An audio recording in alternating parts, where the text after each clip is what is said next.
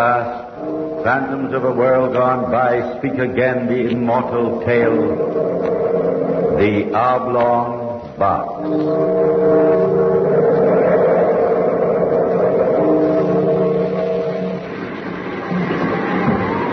There, Captain. There she is. Hand me your glass. Aye. 5 aboard. Very well, turn about. We'll drop line and take them on. Aye, sir. Stand by the mainsail! Don't go sided northeast! Life lines are up! You make out what ship she's from? Too far, Captain. She's American, though. Aye. Now, we'll soon be on them. Mate, if the captain's with them, send him up to my cabin. Aye, sir. Take in the mainsail! Easy now, don't run him under! Heave to!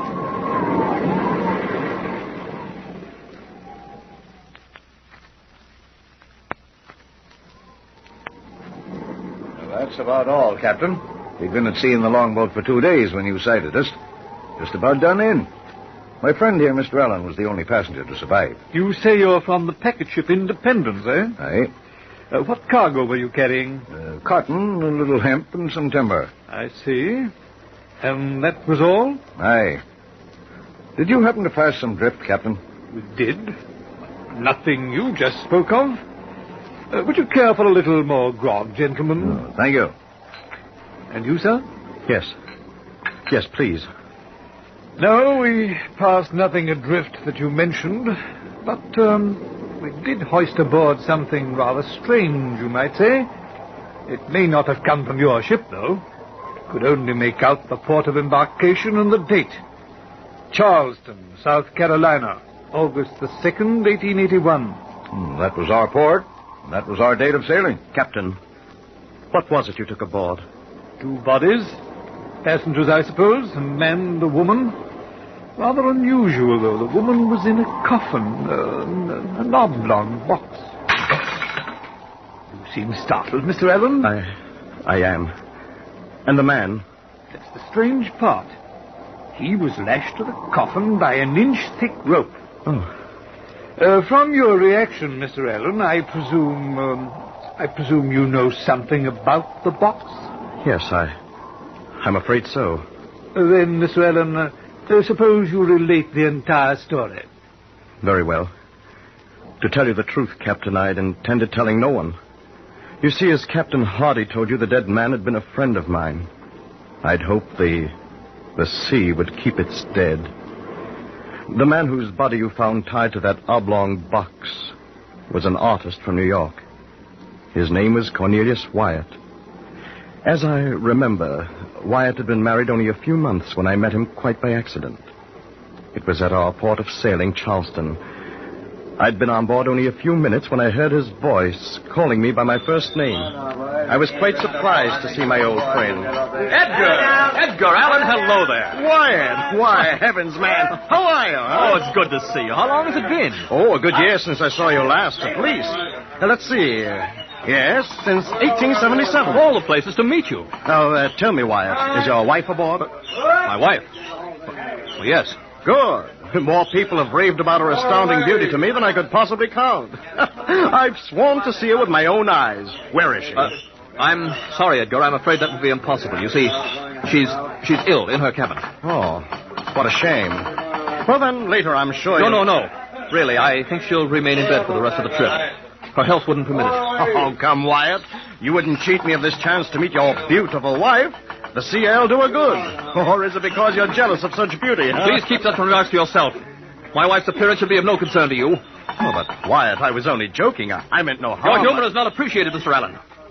Well, forgive me. I assure you I meant no harm. I beg pardon, sir. You, Mr. Wyatt? Yes? That there box of yours, you're having it shipped in the hold? Confound it, man. How many times must I give these instructions? My cabin, you understand? It must be put in my cabin. Must I tell the captain himself? Sorry, sir, but there's hardly any room for such a large box in your I don't care how little room there is. That box will go into my cabin if I have to move it there myself. Very well, sir. Sorry, sir. Confounded fools. Must I beg them to carry out my instructions? Is that the box? Excuse me, Mr. Allen. The clumsy fools may drop it. I'd better watch them. I'll see you later.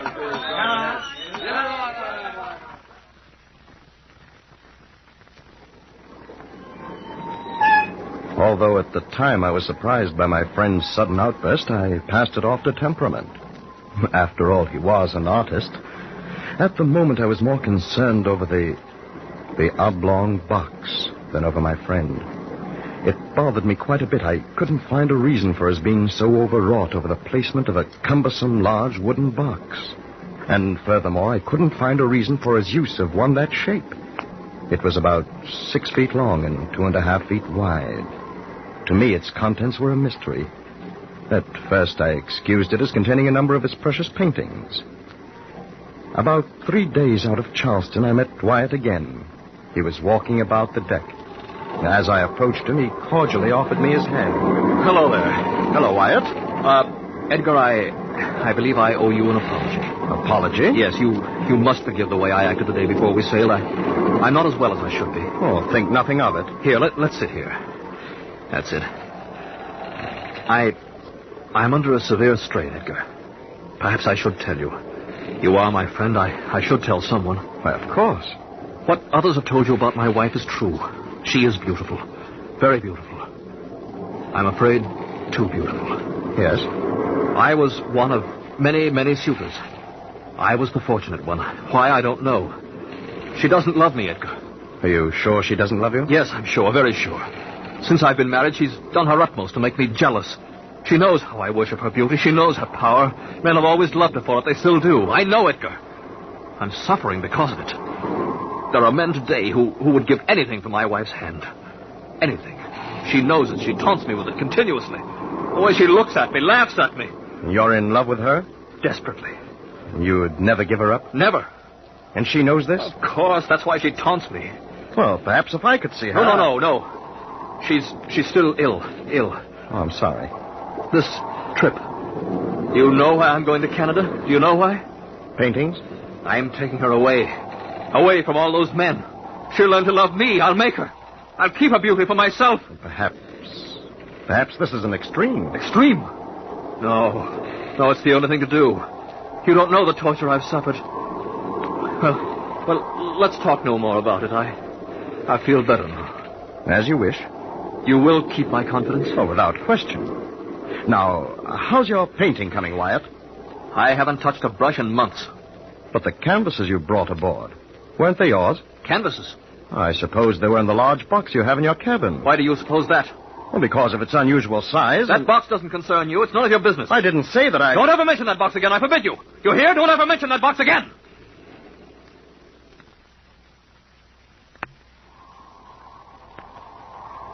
Perhaps I've been too hasty, Captain. Perhaps the man just isn't well physically. Well, the box, it could contain something unimportant. I think I was overly curious, that's all. I've known him for a long while, you know. He's always appeared perfectly normal before. And everything's been all right lately? For the past few days, yes. He's been perfectly cordial. And I think perhaps it's best we pass over the entire matter. There's probably some some simple story behind what's happened. Here, more port? No, thanks. I think it's best I be getting back to my cabin. Looks as though there's an unhealthy storm brewing along the coast. I'd best get back. Oh, I noticed it getting a little rough. Will it hit us? I can't tell yet. Well, good night, Mr. Allen. Perhaps you'll join me at dinner tomorrow night, eh? Thank you, Captain. I'd be... Listen. What? Shh. I thought I heard... Listen. Again. Nothing. I hear nothing. The wind, that's all. The events have made you a little nervous, I suppose. No, wait. I'm sure I heard something strange. Groaning or something from out there. Open the door. It's probably the ship's cat. Captain, here, quickly. The passageway's black. The steward probably took the lantern to... Listen. Again. Hear it? Oh, yes. Yes, I do. It came from the darkness down there to the end of the passageway. Somebody's in trouble. Who has the stateroom at the end of the passageway? I think Wyatt. The first two are empty. Well, come along. Pull your cabin door closed. I'll get a lamp. The darkness... No, I know my way. We may need the darkness. Very well. Okay, folks. The first two, you say, are empty? Yes. And this one, you believe, is Wyatt? It should be. Well, stand here a moment. I'll listen again. A knocking. Tapping. I'll try this latch. I'll open it as quietly as possible. There's no light under the door. Stand back. Easy now. What? Blast it. It's locked from the inside. Well, someone is definitely in there. I'm going to knock. Now listen closely. Someone is in there. You heard it? Hello in there. Is that you, Wyatt? This is Alan. Anything wrong? Hello there. Huh. No answer. I don't like this. Open the door, Wyatt. It's the ship's captain. I'll be forced to break in. Here, help me. Help me as I count 3. Go on. 1, 2. Ready now. 3. Where are you, Wyatt? Wait. There's a lantern by the port. I'll strike a light. Stand here and... Empty. The room is empty.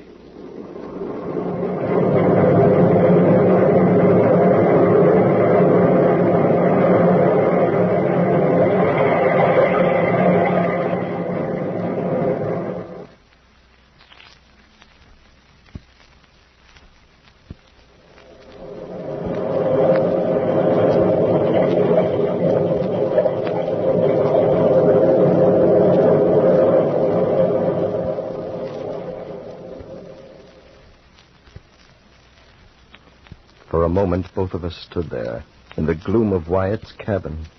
We were sure somebody had been there but a moment before. We'd heard them. And now the cabin was apparently empty. The door had been locked from the inside.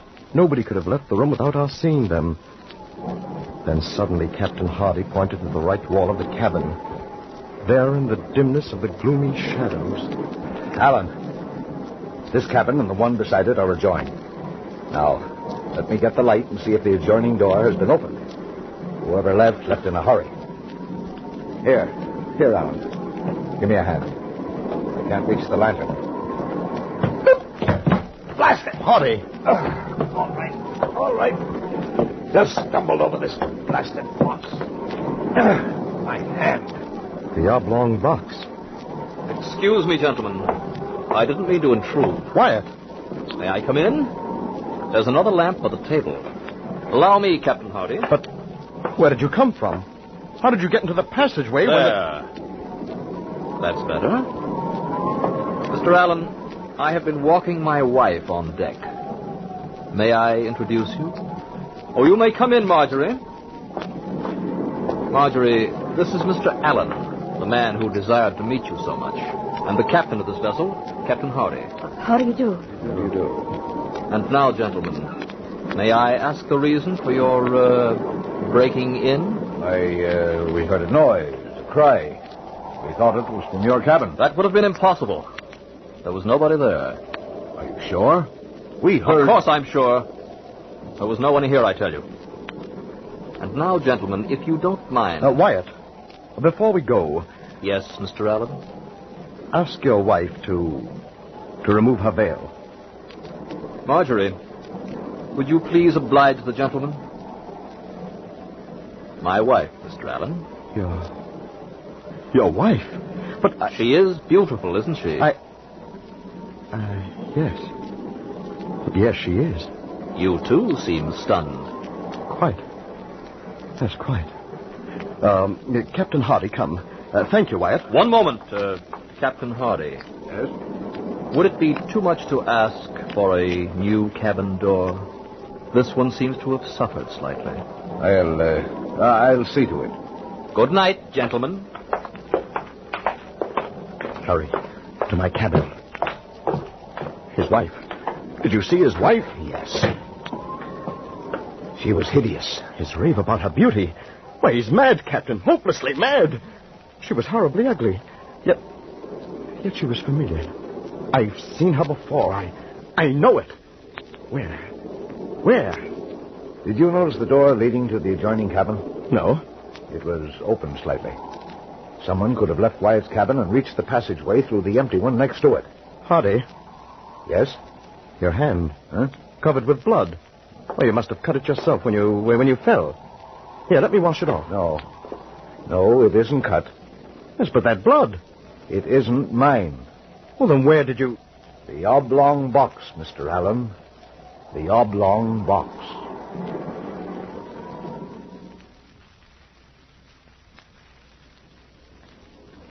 what was behind this terrible mystery, neither of us knew. We would inform the police as soon as we put to port. From then on, I saw nothing of Wyatt. 2 days passed since the incident in his cabin. And on the second day, Captain Hardy warned all the passengers of what was in store for us. We were forbidden on deck, confined to our cabins. We were being blown out to sea by a furious hurricane wind. On the fateful night, I was lying fully clothed on my bed. The sea was sickening. The ship was yawing terribly with each plunge. I was expecting the worst at any moment. Then suddenly, above the roar of the terrible gale, I heard a strange sound coming from the passageway before my cabin. I was a little bewildered at first. For a few moments, I sat there on my bed, wondering. And then... Edgar! Edgar! Mrs. Wyatt! Do you hear me? What is it? I need your help, Edgar! I need your help! Go back to your cabin, Wyatt. You hear? Get out of the passageway. It's dangerous. The ship may... Please open the door. You must. You must help me. You're my friend, Edgar. Please. Very well. What? Good heavens. My box. I've got to get it on deck. I've got to. The ship may break in two at any moment. Please help me. I can't manage it alone. Please. Well, you must be completely insane. The storm is too high. It's suicide, I tell you. You'll be blown overboard. Just in the door. You don't have to go on deck. I have some rope. I'll lash myself to the stays. I'll be safe. Please. Yes, but your wife. You can't leave your wife alone now. Go back to her. Snap out Just of it. up the stairs. Please, Edgar. You're my friend. Please, Edgar, please. Very well. To the top of the stairs. The other end. Take the other end. That's it. Go on. I have it. Hurry, it's heavy. All right. Here. This way. Up these stairs. I've got it. Here. Don't drop it, Edgar. Don't drop it. All right. All right. A little further, Edgar. Just a little further. Now. There. This is as far as I go. Oh, thank you, Edgar. Thank you. You don't know what this means. Now, go back to your cabin. I can't. I must get my box on deck. Then I leave. No, please. One other favor. Hold this hatch while I push the box out. I beg you, Wyatt, use your head. The water will swamp us. Listen to it. Please, Edgar, please. Oh, then, stand back. I'll open the hatch. I'm not responsible for you, you fool. Hurry, confound you, hurry. We'll be swamped. For heaven's sake, Wyatt, you'll never make it. Wyatt, watch out. Come back, you fool, come back. I've got to close it. Come back.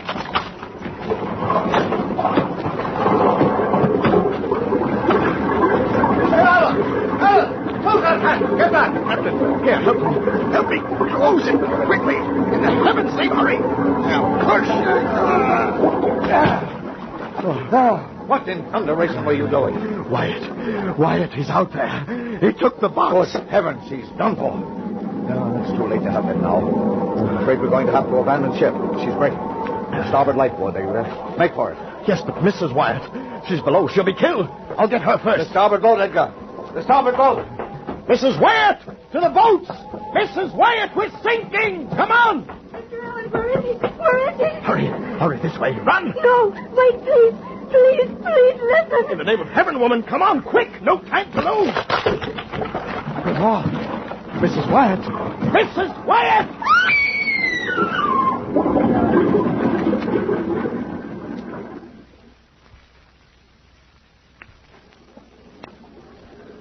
Then suddenly she disappeared before me. Water gushed down the passageway. She was swallowed by it. I struggled forward and made my way to the starboard boat. I jumped for the swinging davit and lowered myself as speedily as possible into the longboat. Captain Hardy joined me with 3 others of his crew. And then, just as we pushed out from the trembling mass of wreckage, I saw it. Hardy did too. Standing to aft, I saw Wyatt. He was binding himself tightly to the oblong box. He stood there for a moment. I thought, laughing. Then in one brief instant, he was gone with the ship. Into the sea. And, that's all? Yes. I see. Would you gentlemen be so kind as to follow me? This should prove rather interesting. This way, gentlemen.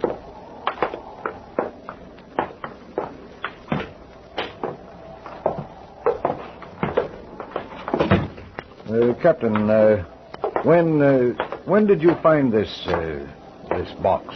Yesterday afternoon. In here, please.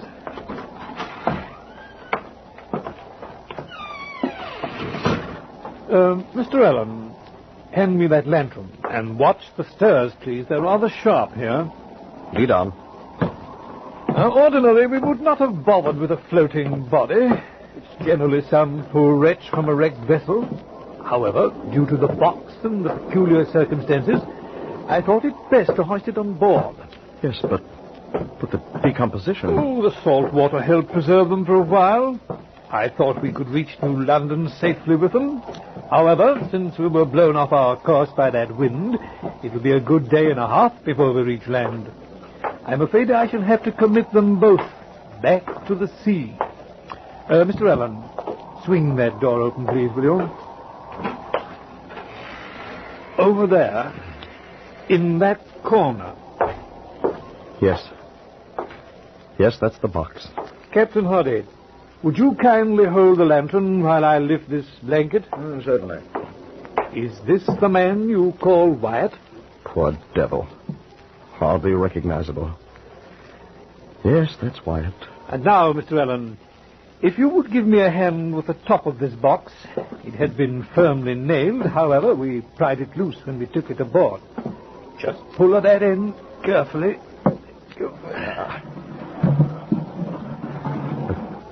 Good heavens. Even after 2 days at sea, death did not destroy that waxen beauty. It's almost impossible.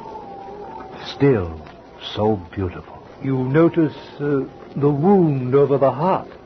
Yes. Mr. Allen, that was the beauty Mr. Wyatt talked of. Well, of course. This must have been his wife. But wait, the other Mrs. Wyatt. Oh, yes, of course. I knew I'd seen her somewhere before. The maid. Their personal maid. Yes, now I remember. She tried to tell me something before she drowned. Wyatt murdered his real wife. If only we had done something sooner. Murdered his wife? How could he? Why? Insanely jealous. Terribly jealous. To die with her would be better than to live with her and her beauty. He planned to murder her on that trip when I saw them stowing that box. Remember the groans? She was murdered that night. The blood, it was fresh. Remember the tapping we heard as he nailed her in this coffin. Hardy, I think we'd better leave. Yes. Yes, Wyatt. Your wife is very, very beautiful.